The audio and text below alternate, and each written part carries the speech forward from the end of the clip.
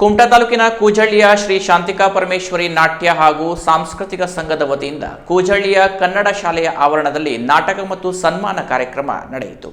ಕುಮಟಾ ತಾಲೂಕಿನ ಕೂಜಳ್ಳಿಯ ಕನ್ನಡ ಶಾಲೆಯ ಆವರಣದಲ್ಲಿ ನಾಟಕ ಮತ್ತು ಸನ್ಮಾನ ಕಾರ್ಯಕ್ರಮವನ್ನು ಗೋಕರ್ಣ ಸಿಪಿಐ ವಸಂತ್ ಆಚಾರ್ಯ ಉದ್ಘಾಟಿಸಿದರು. ನಂತರ ಮಾತನಾಡಿದ ಅವರು, ಸಾಮಾಜಿಕ ಕೆಲಸ ಮಾಡುವವರನ್ನು ಈ ವೇದಿಕೆಯಲ್ಲಿ ಸನ್ಮಾನಿಸಿರುವುದು ನಿಜಕ್ಕೂ ಶ್ಲಾಘನೀಯ. ಇಂಥ ಕಾರ್ಯಕ್ರಮ ಹೀಗೆ ಮುಂದುವರಿಯಲಿ ಎಂದು ಆಶಿಸಿದರು. ಮುಖ್ಯ ಅತಿಥಿಯಾಗಿ ಪಾಲ್ಗೊಂಡ ಕೂಜಳ್ಳಿ ಗ್ರಾಮ ಪಂಚಾಯತ್ ಉಪಾಧ್ಯಕ್ಷರಾದ ವೈಭವ್ ನಾಯ್ಕರು ಕಾರ್ಯಕ್ರಮದ ಸಂಘಟಕರ ಶ್ರಮ ಮತ್ತು ಕಾರ್ಯವನ್ನ ಮುಕ್ತ ಕಂಠದಿಂದ ಶ್ಲಾಘಿಸಿ ಹಿತನುಡಿಗಳನ್ನಾಡಿದರು. ಅತಿಥಿಯಾಗಿ ಪಾಲ್ಗೊಂಡ ಸಾಮಾಜಿಕ ಕಾರ್ಯಕರ್ತ ಸತೀಶ್ ಮಹಲೆ ಮಾತನಾಡಿ, ಕೂಜಳ್ಳಿಯಲ್ಲಿ ಯಕ್ಷಗಾನ, ಸಂಗೀತ, ರಂಗಭೂಮಿ, ಮೂರ್ತಿ ಕಲಾವಿದರು ಸೇರಿದಂತೆ ವಿವಿಧ ಕ್ಷೇತ್ರಗಳಲ್ಲಿ ಛಾಪು ಮೂಡಿಸಿದ ಪ್ರಖ್ಯಾತ ಕಲಾವಿದರು ಇರುವುದು ನಮ್ಮೆಲ್ಲರಿಗೂ ಹೆಮ್ಮೆಯ ಸಂಗತಿ. ಇಂಥ ಕಲಾವಿದರನ್ನ ಪ್ರೋತ್ಸಾಹಿಸಿ ಬೆಳೆಸಲು ಇಂಥ ಸಂಘಟನೆಯನ್ನು ಬೆಳೆಸುವ ಕಾರ್ಯ ಪ್ರತಿಯೊಬ್ಬರೂ ಮಾಡಬೇಕು ಎಂದು ಕರೆ ನೀಡಿದರು. ಈಗ ಅನೇಕ ಕಲಾವಿದರು ಇಲ್ಲಿ ಇದ್ದಾರೆ. ಇವರನ್ನ ನಾವು ಉಳಿಸಬೇಕು, ಬೆಳೆಸಬೇಕು ಅಂತ ಹೇಳಿದ್ರೆ ಇಂಥ ಸಂಘಗಳನ್ನ ಬೆಳೆಸಬೇಕು.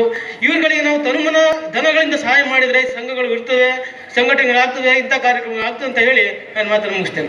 ಈ ಸಂದರ್ಭದಲ್ಲಿ ಜಿಲ್ಲಾ ಪಂಚಾಯತ್ ಮಾಜಿ ಸದಸ್ಯ ಶಂಕರ್ ಅಡಿಗುಂಡಿ ಅವರನ್ನ ಸನ್ಮಾನಿಸಲಾಯಿತು. ಕಾರ್ಯಕ್ರಮದ ಅಧ್ಯಕ್ಷತೆಯನ್ನ ಕೂಜಳ್ಳಿ ಗ್ರಾಮ ಪಂಚಾಯತ್ ಅಧ್ಯಕ್ಷೆ ಮಂಗಲಾ ಶಂಕರ್ ಅಡಿಗುಂಡಿ ವಹಿಸಿದ್ರು. ಕಾರ್ಯಕ್ರಮದಲ್ಲಿ ಶ್ರೀ ಶಾಂತಿಕಾ ಪರಮೇಶ್ವರಿ ನಾಟ್ಯ ಸಂಘದ ಅಧ್ಯಕ್ಷ ಸತೀಶ್ ಪಿ ನಾಯ್ಕ್, ಶಿಕ್ಷಕ ವಿಜಯ್ ಕುಮಾರ್ ನಾಯ್ಕ್, ಸುರೇಶ್ ಮಹಲೆ, ತಾಲೂಕ್ ಪಂಚಾಯಿತಿ ಮಾಜಿ ಸದಸ್ಯೆ ಪಾರ್ವತಿಗೌಡ, ಶಿಕ್ಷಕಿ ಶಶಿಕಲಾ ಭಟ್, ಪ್ರಮುಖರಾದ ಕೃಷ್ಣಗೌಡ, ಕರಿಯಪ್ಪಗೌಡ, ಕರುಣಾಕರ್ ಟಿ ನಾಯ್ಕ್ ಇತರರು ವೇದಿಕೆಯಲ್ಲಿ ಉಪಸ್ಥಿತರಿದ್ದರು. ಸಭಾ ಕಾರ್ಯಕ್ರಮದ ಬಳಿಕ ಅಶೋಕ್ ಡಿ ನಾಯ್ಕ್ ನಿರ್ದೇಶನದಲ್ಲಿ ಮೂಡಿಬಂದ ರತ್ನ ಮಾಂಗಲ್ಯ ಎಂಬ ಸಾಮಾಜಿಕ ನಾಟಕ ಪ್ರೇಕ್ಷಕರ ಮನಗೆದ್ದಿತು. Canara plus news, Kumta.